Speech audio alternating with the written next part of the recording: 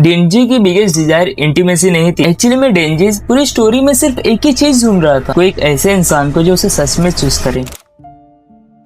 जब लोग just touch scene देखते हैं तो उन्हें लगता है ये एक डिजायर का सीन है। डेंजी फाइनली अपना गोल अचीव कर लेता है, लेकिन सीन का पॉइंट अचीवमेंट नहीं था, सीन का पॉइंट डिसअपॉइंटमेंट है।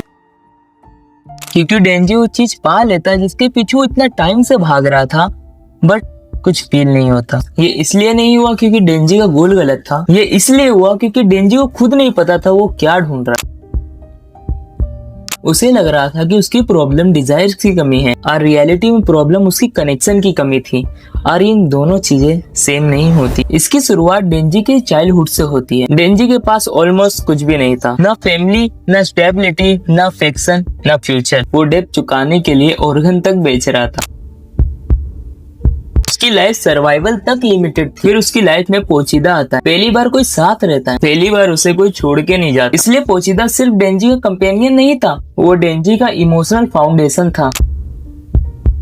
फिर माकिमा एंटर करती है, उसे फूड मिलता है, शेल्टर मिलता है, काइंडनेस मिलती है। कोई उसका नाम लेता है, कोई उसे नोटिस करता है, कोई उसे इम्पोर्टेंट फील कराता है। और जब इंसान कई सालों से इमोशनली डिप्राइव्ड रहा हो तो बेसिक काइंडनेस भी एक्स्ट्रा ऑर्डिनरी लगने लगती है। इसलिए डेंजी इंस्टेंटली अटैच हो जाता है।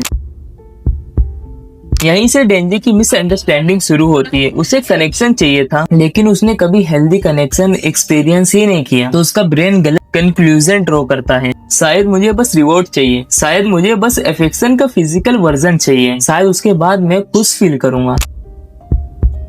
प्रॉब्लम यही है, इमोशनली डिस्टर्ब्ड इंसान यही मिस्टेक करते हैं। वो अटेंशन को लव समझ लेते हैं, अट्रैक्शन को इंटीमेसी समझ लेते हैं, और ऑब्सेशन को कनेक्शन समझ लेते हैं। डेंजी भी एग्जैक्टली यही कर रहा था। उसे वो सिम्टम दिखा, लेकिन वो कट नहीं।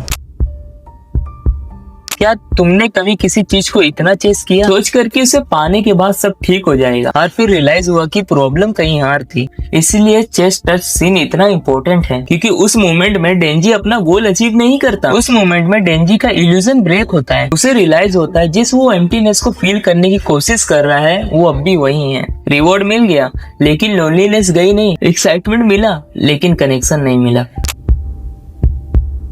और फिर स्टोरी हमें मूवी डेट मोमेंट तक ले जाती है, जहाँ डेंजी पहली बार डिफरेंस फील करता है। डिफरेंस बिटवीन बीइंग वांटेड और being understood, difference between receiving attention and sharing a genuine moment with someone. उसे स्लोली समझ आना शुरू होता है कि उसकी प्रॉब्लम डिजायर नहीं थी, उसकी प्रॉब्लम लोनलीनेस थी। डेंजी फिजिकल इंटीमेसी नहीं ढूंढ रहा था, वो प्रूफ ढूंढ रहा था कि उसकी एक्सिस्टेंस किसी के लिए मैटर करती है। और अगर तुम्हारी सारी डिजायर कल पूरी हो जाए तो क्या तुम सच में वो चीज पा लोगे जो तुम ढूंढ रहे हो, या फिर तुम भी रियलाइज करोगे कि तुम पूरे टाइम किसी और चीज की कमी फील कर रहे थे।